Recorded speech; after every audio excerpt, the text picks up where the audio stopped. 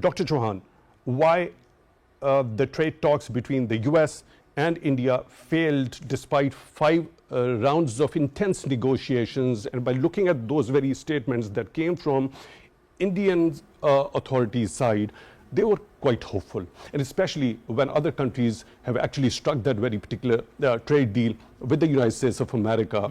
Why their trade deal couldn't sail through? What were those sticking points that actually brought this particular equation to this particular point? Absolutely. You laid it out very well in your opening remarks. And the fundamental reason that India did not manage to secure a trade deal with the United States, and things have come to where they have, is two things. India was insincere and India was arrogant. And it thought that it could run rounds around America in a way that only they would gain from it and the US would not gain for it, and Trump has seen through it and it hasn't worked out. To understand this, you have to look at the trade profile of India. They run a $40 billion deficit with ASEAN countries. They run a $60 billion, almost $50 billion deficit with the GCC, so Saudi, Qatar, UAE.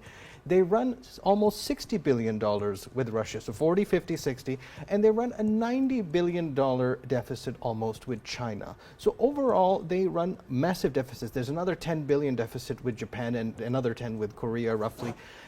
So their only surpluses are the EU and the United States, where it's 15 billion with the EU as a bloc and it's 45 billion with the US. So the US says, why is everybody running a surplus against India and we are not? We need to understand this. And he says that, no, I won't tolerate this until they come to me with a fair deal for America. There's no amount of IT services you can export to get away with this. And when India's tariff and non-tariff barriers were so high and they were not grudging on it in particular sectors such as agriculture, pharma, you name it, Trump said, you know what, 25% on that. Then, most recent announcement, 25% additional on this. And that comes because of the intransigence on the Russian oil. If you look at Russian oil's profile of who they export to, 50% goes to China, 40% is India, and that's about $48.6 billion. This is 2023 figures, and then another 10% elsewhere. So if they are making this racket, how are we supposed to put up with this when this is bankrolling the war machine that Russia uses? So seeing that India works at cross purposes because it's so arrogant, it thinks that it is a world power already, an idol that was smashed by the Pakistan Air Force very recently, it is going to come in for its pick. America is going to come in for its pick and say, you think you're that smart, you think you're that strong, enough with this. And therefore, 50% is where we're at now. Okay, pardon for keeping you for a little bit longer. When we talk about the impact of this 50% total tariffs that have been imposed now by US President, how do you think Indian economy is going to be affected? It's an excellent question. It's multidimensional.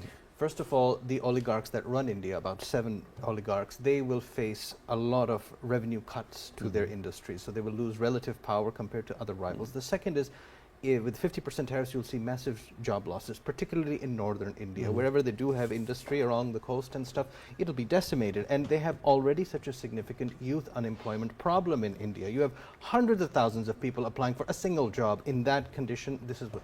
And if India were to relent and let America come in and into industry sectors like agriculture, I think East Punjab would just secede from India, because that would decimate the agriculture there. You just have such a big problem. There's a big communal element to the sectors that India is trying to protect from American intrusion. And there's already been so much resentment as far as farmers in India are concerned. There have been massive protests going on in India, which became literally difficult for Indian authorities to control. Yeah, exactly right. And those are the people that will be back on the streets. And this time they wouldn't stop at the border of Delhi. They would just. So these are the kinds of serious problems that India faces. And yet it has brought up this arrogance. It doesn't concede to the fact that the United States saved India from the fury of Pakistan. And in addition, economically, as I mentioned, they run a deficit with everybody.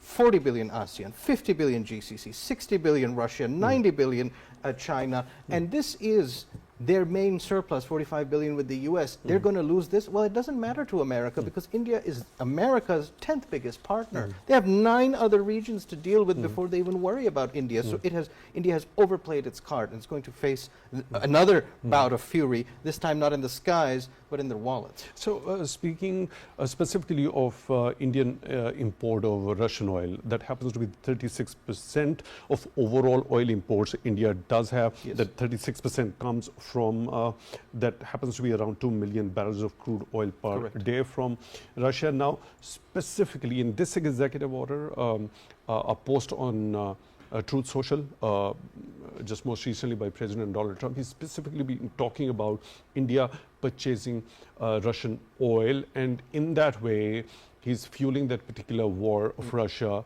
in Ukraine. Do you think India is in a position at this particular point in time to concede, to save its relationship with the US by not purchasing that 36% of oil from Russia?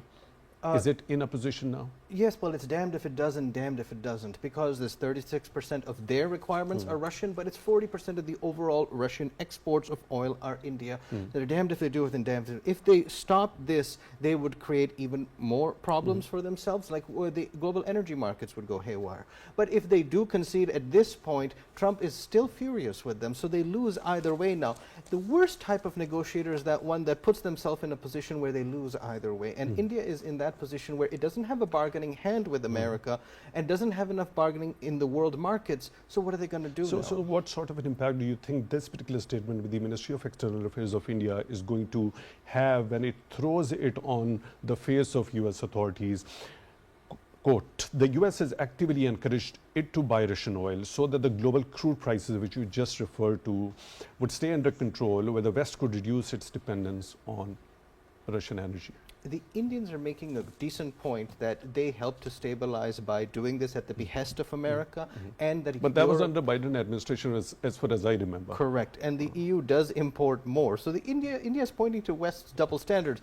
The West is nothing but double standards. We know that, but India is not in that position to be able to force the hand of the West. The West is in that position to force the hand. Trump sees himself as a peacemaker. He made peace between India and Pakistan. India won't accept it. That's the problem with this narrative. You're attacking Trump at multiple levels, and Trump can attack India much more. That is the fundamental problem. The economic profile of India was not strong enough to put up with this sort of nonsense, and you should not be listening to the External Affairs Ministry of India. You should be listening to the Reserve Bank of India, the Ministry of Finance of India. They have a very different opinion about this what stuff. about Modi himself? The world economy is going through many apprehensions. There is an atmosphere of instability. Now, whatever we buy, there should be only one scale. We will buy those things which have been made by the sweat of an Indian. I don't know what is made with the sweat of an Indian. The global supply chains are very integrated, and the way that global protectionism is being reshaped, there are many levels at which America resents India. Not just this Modi stuff, not just this trade deficit. The MAGA movement hates the fact that H-1B1 visas are given 80% to Indians to undercut tech labor wages in America. There are so many levels at which India has grievances against India that it downplayed for the net security provider stuff we were just talking about. That's not going to pull it. America can bring more resentments to the table and hit India even harder. This is just, I say this is just the beginning. 50%, it can go even higher, and India won't be able to tolerate it.